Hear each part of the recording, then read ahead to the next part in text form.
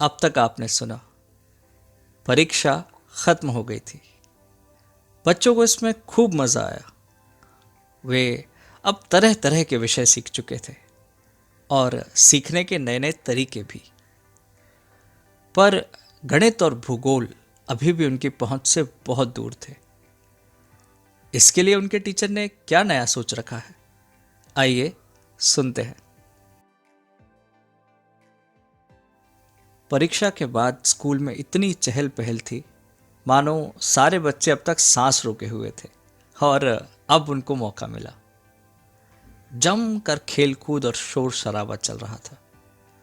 शिक्षकों को भी थोड़ी फुर्सत मिली। परीक्षा के दिन सभी शिक्षकों ने न सिर्फ अलग अलग विषयों में मेरे बच्चों का ज्ञान देखा, बल्कि उनकी लगन और उनके चेहरे की खुशी भी देखी। बच्चे वाकई बिना डर, बिना मार, बिना रटे बहुत कुछ सीख चुके थे। जब सभी शिक्षक साथ बैठे तो चर्चा चल उठी। चंद्रशेखर जी बोले, भाई मान गए आपको, आप अजब गजब आदमी मालूम होते हैं। मुझे तो लगता ही नहीं था कि प्राथमिक शाला में भी इतना कुछ परिवर्तन किया जा सकता है। शंकर जी बोले, भाई ये तो अंग्रेजी पढ़े लिखे हैं, अंग्रेजी किताबें पढ़ते हैं तो नए नए प्रयोग तो वहीं से लाते हैं। एक और शिक्षक चंपक लाल जी बोले, सो तो है, लेकिन ऐसा हम नहीं कर सकते। इन्हें तो रुपये पैसे की कोई चिंता ही नहीं है, ना परिणाम की परवाह है। अब प्रयोग असफल रहा तो इनको कौन सी सजा भुगतनी है। दूर बैठे कॉपियां जांच रहे लाल जी बोले, अरे हमको तो फुर्सत ही नहीं मिलती। अब कौन इतनी सारी बातें सोचे और कब इतनी सारी तैयारी करे। अरे हमको तो ट्यूशन भी जाना पड़ता है, अधिकारियों के यहाँ हाजिरी भी लगानी पड़ती है, और घर में बाल बच्चे हैं, फिर जात जमात में भी शिरकत करनी पड़ती है। इतना सब करने के बाद कहाँ समय बचता है। इनका क्या है, ये तो अकेले हैं, भाई फक्कड़ हैं, ये तो कुछ भी कर सकते हैं। मैं सबकी बातें ध्यान से सुन रहा था। आज मुझे उनकी बातों में विरोध या चिड़चिड़ापन कम दिखा, बल्कि उत्सुकता ज्यादा लगी। एक मित्रता का भाव था।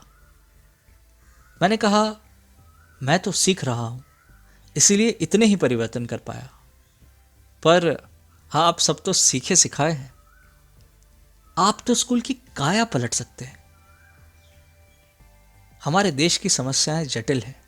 एक गांव से दूसरे गांव, एक स्कूल से दूसरे स्कूल, तो कोई एक तरीका या एक प्रयोग हर जगह काम नहीं कर सकता। हमें बड़े परिवर्तन करने वाले चंद लोग नहीं चाहिए। हमें चाहिए हजारों लाखों लोग जो अपने बच्चों की परिस्थिति समझते हुए छोटे छोटे बदलाव कर सके। कुछ नया करने के लिए अधिक समय नहीं चाहिए, समय का सही प्रयोग चाहिए। जो वक्त हम अधिकारियों की चापलूसी और खुशामद में लगाते हैं, वो हमें अपने बच्चों के लिए लगाना चाहिए। ये पाठशाला आखिर बच्चों के लिए चल रही है, शिक्षा अधिकारियों के लिए नहीं। प्रयोग का जोश अब दूसरे शिक्षकों में भी दिखने लगा था। उन्होंने फैसला किया कि हर हफ्ते 1 घंटा वो मेरी कक्षा में गुजारेंगे। मेरे लिए भी ये बड़ा जरूरी था। बदलाव लाना एक बात है और उसको बनाए रखना दूसरी।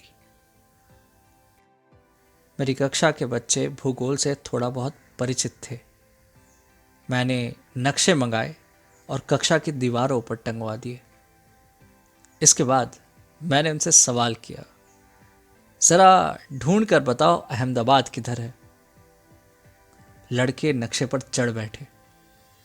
बम्बई पढ़ा, हैदराबाद पढ़ा, पूना पढ़ा, यहाँ तक कि पोरबंदर भी पढ़ा, पर अहमदाबाद के आसपास ही भटक रहे थे।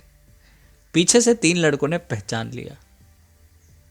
इसके बाद मैंने पूछा, अहमदाबाद किस दिशा में है। लड़के ऊंचे नीचे दाएं बाएं देखकर मन ही मन में कुछ हिसाब करने लगे। बोले, मास्टर साहब ऊपर की दिशा में है। मैंने कहा, ऊपर तो आकाश है, वहां उत्तर कहाँ है। लड़के बोले, नहीं मास्टर साहब, उत्तर ऊपर होता है और नीचे दक्षिण होता है। एक और लड़का बोला, मास्टर साहब, जो लंबा है वो उत्तर दक्षिण है और जो चौड़ा है वो पूरब पश्चिम है। एक और लड़का बोला, मास्टर साहब, जहां सूरज उगता है ना वही पूरब है। मैंने कहा, दिखाओ नक्शे में सूरज कहाँ है। सारे बच्चे सोच में पड़ गए। मैंने उनको और घुमाना शुरू किया। कहा, बताओ शत्रुंजय नदी कहाँ है।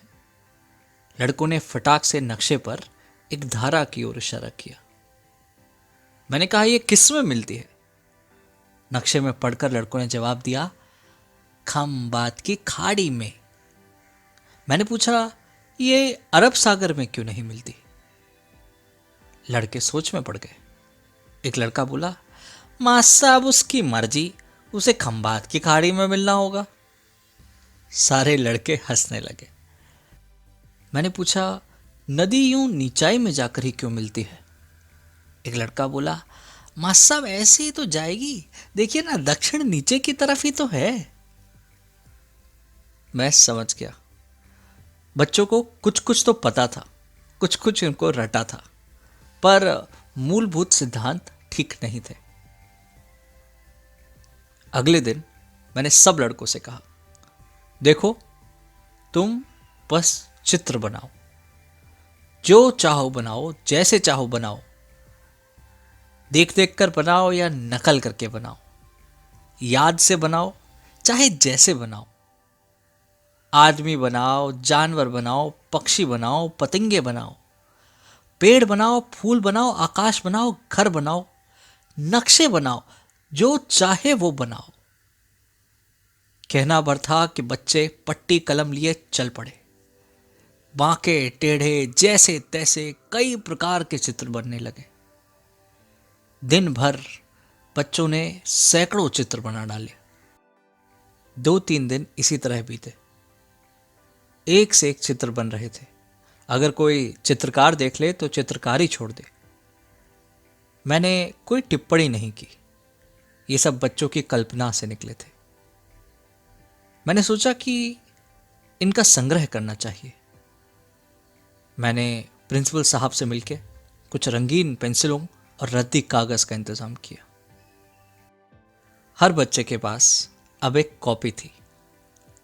कक्षा में चित्रकारी का माहौल बनाने के लिए मैं 12मासी के फूल, नीम और पीपल के पत्ते ले आया। व्यापारी की दुकान से हमको कुछ किनारों के टुकड़े मिल गए। अपने कुछ दोस्तों के घर से मुझे 2-4 अच्छे चित्र मिल गए। मैंने लाकर उन्हें कक्षा में टांग दिया। कक्षा में बड़े बड़े अक्षरों से लिखा था, जो चाहे चित्र बनाओ। बच्चे तो चित्रों के पीछे पड़े। कुछ ने तो ऐसी छपाई और बेलबूटे का काम किया कि कहना मुश्किल था कौन सा असल है, कौन सी नकल। किसी ने फूलों के रंग जैसा ही रंग अपने फूलों में भरा। कोई कोई चित्र बनाता ही नहीं था और कुछ लोग बस बैठे बैठे दूसरों को देख रहे थे। कुछ दिन बाद मैं हाई स्कूल के एक चित्र शिक्षक को बुला लाया। मैंने उनसे साफ कहा, आपको चित्र बनाना नहीं सिखाना है, आप बस एक और बैठकर धीमे धीमे सफाई के साथ अपना काम कीजिए। बच्चे देख देख खुद ही सीख जाएंगे। उन्होंने ऐसा ही किया और सारे बच्चे पूरे ध्यान के साथ उनको देखते रहे। उनके जाने के बाद बच्चों ने उनके तरीकों की नकल करना शुरू कर दिया। अब बच्चों को नया शौक चढ़ा। घूम घूम कर जहां जो दिखे उसका चित्र बनाते थे और फिर घंटों बैठकर ध्यान से उसमें रंग भरते थे। संयोग से कुछ दिनों बाद मुझे अपना एक सर्वेयर दोस्त मिला। मैंने उसको स्कूल में आमंत्रित किया। बच्चों के साथ मिलकर उसने नक्शा बनाना शुरू किया। वो आगे आगे घूमता था और कमरा कमरा नापा करता था। बच्चे उसके पीछे पीछे घूमते थे। जब कागज के एक टुकड़े पर उसने नक्शा बनाना शुरू किया तो बच्चों को लगा जैसे जादू। इसके बाद उसने बच्चों को अलग अलग तरीके से चित्रों को देखना सिखाया। एक पेड़ को दूर से देखना और पास से देखना, सामने से देखना और पीछे से देखना, सूर्योदय के समय चीजों को देखना और संध्या काल के समय रंगों को पहचानना। बच्चे अब एक नई नजर से दुनिया देखने लगे थे। चित्र बनाने के साथ साथ मैंने उन्हें कहानी सुनाना भी शुरू किया। मैंने बताया कि सूरज कहाँ है और धरती कैसे घूमती है, यूरोप कहाँ है और लोग कैसे कैसे दुनिया भर में घूमते हैं, भारत कहाँ है और भारत के अनेकों राज्य किधर है, पहाड़ कैसे बनता है और नदियां क्यों बहती हैं। ये सब बातचीत रोज के रोज चलने लगी।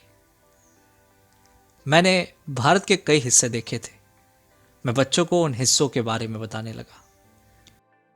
कश्मीर से लेकर असम तक, लाहौर से लेकर गुजरात तक, जितनी भी दुनिया मैंने देखी थी, वहाँ के लोगों, वहाँ की प्रकृति, इन सब की कहानियाँ मैं बच्चों को सुनाने लगा। बच्चों को तो ऐसा लगता था जैसे वो मेरे साथ साथ ही घूम रहे हों। इसके बाद एक खेल हमने और बनाया। ये खेल था काल्पनिक यात्रा का।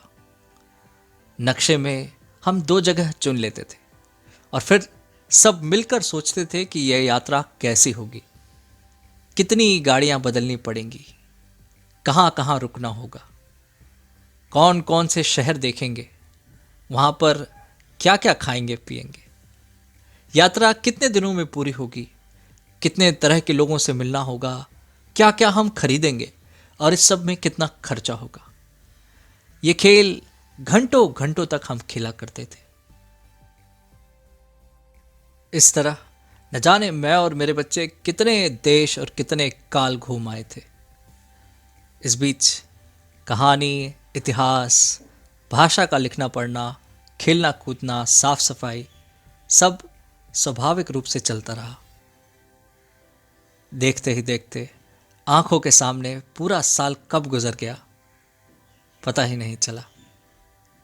ये खूबसूरत सफर था जो बच्चों और मैंने साथ तय किया। अब बारी किसी और रास्ते निकलने की थी। कैसे खत्म हुआ ये सफर, आइए सुनते हैं हमारे आखिरी एपिसोड में।